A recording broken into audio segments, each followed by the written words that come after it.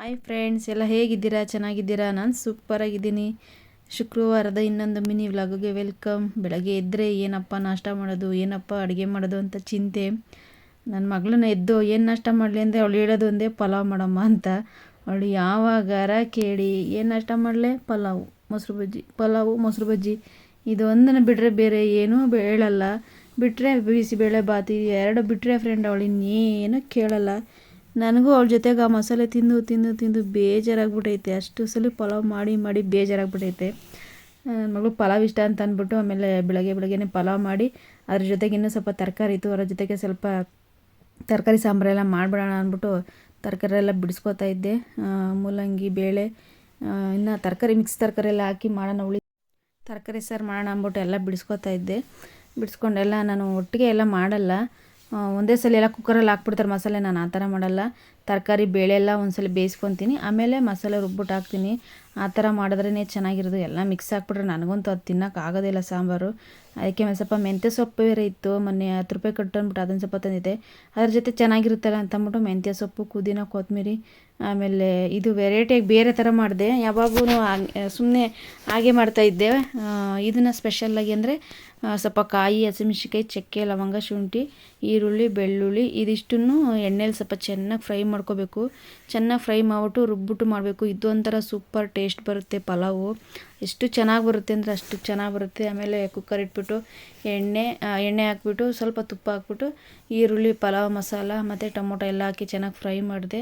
ಅದ್ರ ಜೊತೆಗೆ ತರಕಾರಿನೆಲ್ಲ ತೊಳೆದು ಇಟ್ಕೊಂಡಿದ್ದೆ, ತರಕಾರಿನೆಲ್ಲ ಹಾಕಿ ಚೆನ್ನಾಗಿ ಫ್ರೈ ಮಾಡಿ ನನ್ನ ಮಗಳು ಪಲಾವ್ ರೆಡಿ ಮಾಡಿಕೊಟ್ಟೆ. ಅವಳಿಗೆ ಸ್ಕೂಲ್ಗೆ ಬೇರೆ ಟೈಮ್ ಆಗಿಬಿಟ್ಟಿತ್ತು ನೋಡಿ. ಎಲ್ಲ ಮೆಣಸಿನ್ಕಾಯಿ ಎಲ್ಲನೂ ಚೆನ್ನಾಗಿ ಎಣ್ಣೆಲಿ ಫ್ರೈ ಮಾಡಬೇಕು ಫ್ರೆಂಡ್. ಈ ಥರ ಮಾಡಿ ನೋಡಿ, ಚೆನ್ನಾಗಿ ಟೇಸ್ಟ್ ಬರುತ್ತೆ ಪಲಾವು. ನನಗೆ ಈ ಥರ ಮಾಡಿದಾಗ ಇಷ್ಟ.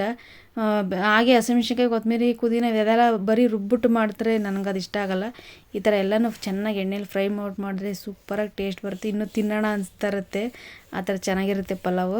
ಆ ಥರ ಮಾಡೋಣ ಅಂತಂದ್ಬಿಟ್ಟು ನೋಡಿ ಮೆಂತ್ಯ ಸೊಪ್ಪು ಎಲ್ಲನೂ ಹಾಕಿ ಚೆನ್ನಾಗಿ ಎಣ್ಣೆಲಿ ಫ್ರೈ ಮಾಡಿದೆ ನೋಡಿ. ಮಸಾಲೆನೆಲ್ಲ ಸಣ್ಣಗೆ ರುಬ್ಕೊಂಡು ಕುಕ್ಕರಲ್ಲಿ ಹಾಕಿ ಅದನ್ನು ಸ್ವಲ್ಪ ಬೇಯಿಸ್ಕೋಬೇಕು.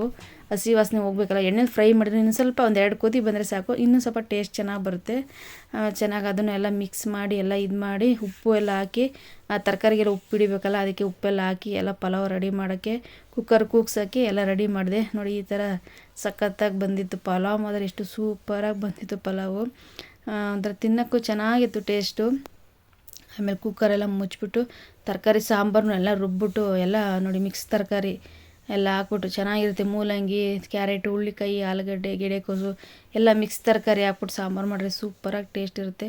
ಸಾಂಬಾರು ಎಲ್ಲ ರೆಡಿ ಆಯಿತು, ಪಲಾವು ಎಲ್ಲ ರೆಡಿ ಆಯಿತು ನನ್ನ ಮಗಳಿಗೆ. ಆಮೇಲೆ ಶುಕ್ರವಾರ ಬೇರೆಲ್ಲ ಇನ್ನು ಪೂಜೆ ಮಾಡಬೇಕಲ್ಲ, ಅಮಾವಾಸ್ಯೆ ಇದು. ಶುಕ್ರವಾರ ಪೂಜೆ ಮಾಡೋಣ ಅಂದ್ಬಿಟ್ಟು ಇವತ್ತು ನಾನೇ ಮನೆ ಒರೆಸ್ತಾಯಿದ್ದೀನಿ. ನನ್ನ ಮಗಳು ಸ್ಕೂಲ್ಗೆ ಟೈಮ್ ಆಗಿತ್ತು, ನನಗೆ ರಜೆ ಇತ್ತು. ಅದಕ್ಕೆ ನಾನೇ ನಿಧಾನಕ್ಕೆ ಮಾಡ್ಕೊಳ್ಳೋಣ ಅಂತ. ನಿಧಾನಕ್ಕೇನಿಲ್ಲ, ಸ್ವಲ್ಪ ಎಲ್ಲ ಹೋಗ್ಬೇಕಿತ್ತು. ಅದಕ್ಕೆ ಮನೆಯೆಲ್ಲ ನಾನೇ ಒರೆಸ್ಕೊಂಡು ನಾನೇ ಎಲ್ಲ ಕ್ಲೀನ್ ಮಾಡ್ಕೊಂಡೆ. ಹಂಗೂ ನನ್ನ ಮಗಳು ಪೂಜೆ ಎಲ್ಲ ಮಾಡ್ತೀನಿ ಅಂದ್ಬಿಟ್ಟು ಹೂವೆಲ್ಲ ದೇವ್ರ ಸಾಮಾನು ಎಲ್ಲ ತೊಳೆದು ಎಲ್ಲ ರೆಡಿ ಮಾಡಬೇಕಿತ್ತು. ಅಮಾವಾಸ್ಯೆಯಲ್ಲಿ ಇಲ್ಲ ತೊಳಿಲಿಲ್ಲ ಅನಿಸುತ್ತೆ. ಅದಕ್ಕೆ ಇನ್ನೊಂದು ದಿನ ಗುರುವಾರನೇ ತೊಳೆದು, ಗುರುವಾರ ಅಲ್ಲ ರಾಯರ ವಾರದ ದಿನ ಪೂಜೆ ಮಾಡಿದ್ದೆ ನಾನು. ಶುಕ್ರವಾರ ತಿರ್ಗಿ ಅಮಾವಾಸ್ಯೆ ಅಂದ್ಬಿಟ್ಟು ಬರೀ ಹೂವು ಎಲ್ಲ ಚೇಂಜ್ ಮಾಡಿ ನನ್ನ ಮಗಳು ಪೂಜೆ ಮಾಡ್ತೀನಮ್ಮ ಅಂತ ಅಂದ್ಲು. ಅವಳು ಮಾಡ್ತಾಯಿದ್ಲು ಪೂಜೆಗೆಲ್ಲ. ಅವಳು ರೆಡಿ ಮಾಡಿದ್ಲು. ನಾನು ಬೇಗ ಆಮೇಲೆ ಮನೆಯೆಲ್ಲ ಒರೆಸ್ಬಿಟ್ಟು ಎಲ್ಲ ಇದು ಮಾಡಿದೆ.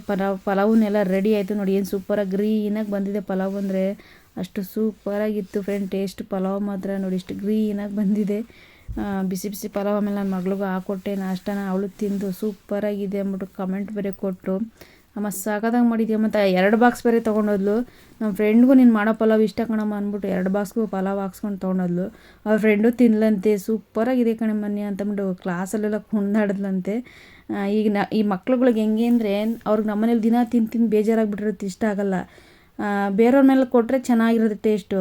ಹಂಗೇನೆ ಅವ್ರ ಫ್ರೆಂಡ್ಗೂ ಹಂಗೇನೆ ಅವರಮ್ಮ ಮಾಡಿರೋ ತಿಂದು ಬೇಜಾರಾಗಿದೆ ಅಂತೆ. ನಿಮ್ಮಮ್ಮ ಸೂಪರಾಗಿ ಮಾಡ್ತಾರೆ ಕಣೆ, ತೊಗೊಬರ್ರಿ ಅಂತ ಅವಳು. ಇವಳು ಅಮ್ಮ ಏನಮ್ಮ ಮಾಡ್ತೀಯ ನೀನು ಅಂತ ಇವಳು. ಹಿಂಗೆ ಮಕ್ಳಿಗೆ ಒಂದೇ ಮನೇಲಿ ತಿಂದು ಬೇಜಾರಾಗಿರುತ್ತೆ. ಹೊಸ್ದಾಗಿ ಟೇಸ್ಟ್ ಕಂಡ್ರೆ ಅದು ಅವಾಗ ಅವ್ರಿಗೆ ಚೆನ್ನಾಗಿ ಅನಿಸುತ್ತೆ. ಇವನು ಏನು ಮಾಡ್ರು ನನ್ನ ಮಗಳು ಒಪ್ಪಲ್ಲ. ಹೋಗಮ್ಮ ಹಂಗಿರುತ್ತೆ ಹಿಂಗಿರುತ್ತೆ ಅಂತೇಳೆ. ಇವಳು ತೊಗೊಂಡೋಗ್ಬಿಟ್ಟು ಅವ್ರ ಫ್ರೆಂಡ್ಗಳಿಗೆಲ್ಲ ಇಷ್ಟ, ನಿಮ್ಮಮ್ಮ ಎಷ್ಟು ಚೆನ್ನಾಗಿ ಮಾಡಿದ್ದಾರೆ ಅಂತ ಅಂದ್ಬಿಟ್ಟು ಅವ್ರ ಫ್ರೆಂಡ್ಗಳೆಲ್ಲ ಇಷ್ಟಪಡ್ತಾರೆ. ಆ ಥರ ಮಕ್ಳಿಗೆ ಏನು ಮಾಡಿಕರು ಮಿಸ್ಸಕ್ಕೆ ಮಾತ್ರ ಆಗಲ್ಲ ಅಂತ ಮಕ್ಳುಗಳು ಇರೋದು. ಮೊಸರು ಬಜ್ಜಿ ಇದ್ದುಬಿಟ್ರೆ ಅವಳಿಗೆ ಪಲಾವ್ಗೆ ಅಪ್ಪ ರಾಮ ಎಷ್ಟು ಇಷ್ಟಪಡ್ತಾಳೆ. ಈ ಪಲಾವು ಮೊಸರು ಬಜ್ಜಿ ಅಂದರೆ ಅಷ್ಟು ಇಷ್ಟಪಡ್ತಾಳೆ. ಒಂದು ಕುಕ್ಕರ್ ಮಾಡಿಟ್ರು ದಿನಕ್ಕೆ ಒಂದು 10 ಸಲ ತಿಂದು ಖಾಲಿ ಮಾಡಿರ್ತಾಳೆ. ಆ ಥರ ಇವಳು ಪಲಾವ್ ಅಂದರೆ ಪ್ರಾಣ ಬಿಡ್ತಾಳೆ ಫ್ರೆಂಡ್. ನನಗೆ ಪಲಾವ್ ಮಾಡೋಕ್ಕೆ ಮಸಾಲೆ ತಿನ್ನೋಕೆ ನನಗೆ ಬೇಜಾರು, ಅವಳಿಗೆ ಇಷ್ಟ.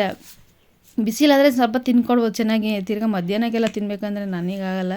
ನೋಡಿ ತಿಂದ್ಬಿಟ್ಟು ಹೆಂಗೆ ಕಮೆಂಟ್ ಕೊಡ್ತಾವಳೆ, ಚೆನ್ನಾಗಿದೆ ಕಣಮ್ಮ, ಸೂಪರಾಗಿದೆ ಕಣಮ್ಮ ಅಂತ ಅಂದ್ಬಿಟ್ಟು ಕಮೆಂಟ್ ಬರೋಕ್ಕೆ ಕೊಟ್ಲು. ಈ ಥರ ಪಲಾವ್ ನೀವು ಒಂದ್ಸಲ ಟ್ರೈ ಮಾಡಿ ಫ್ರೆಂಡ್, ಓಕೆನಾ? ಚೆನ್ನಾಗಿರುತ್ತೆ, ಓಕೆನಾ? ಥ್ಯಾಂಕ್ ಯು ನನ್ನ ವಿಡಿಯೋ ನೋಡೋದಕ್ಕೆ. ಪ್ಲೀಸ್ ಲೈಕ್ ಮಾಡಿ, ಫಾಲೋ ಮಾಡಿ, ಕಾಮೆಂಟ್ ಮಾಡಿ. ಬಾಯ್ ಬಾಯ್. ನೆಕ್ಸ್ಟ್ ಎಲ್ಲಿಗೋದೆ ಅಂತ ಇನ್ನೊಂದು ವಿಡಿಯೋದಲ್ಲಿ ಹಾಕ್ತೀನಿ. ಬಾಯ್.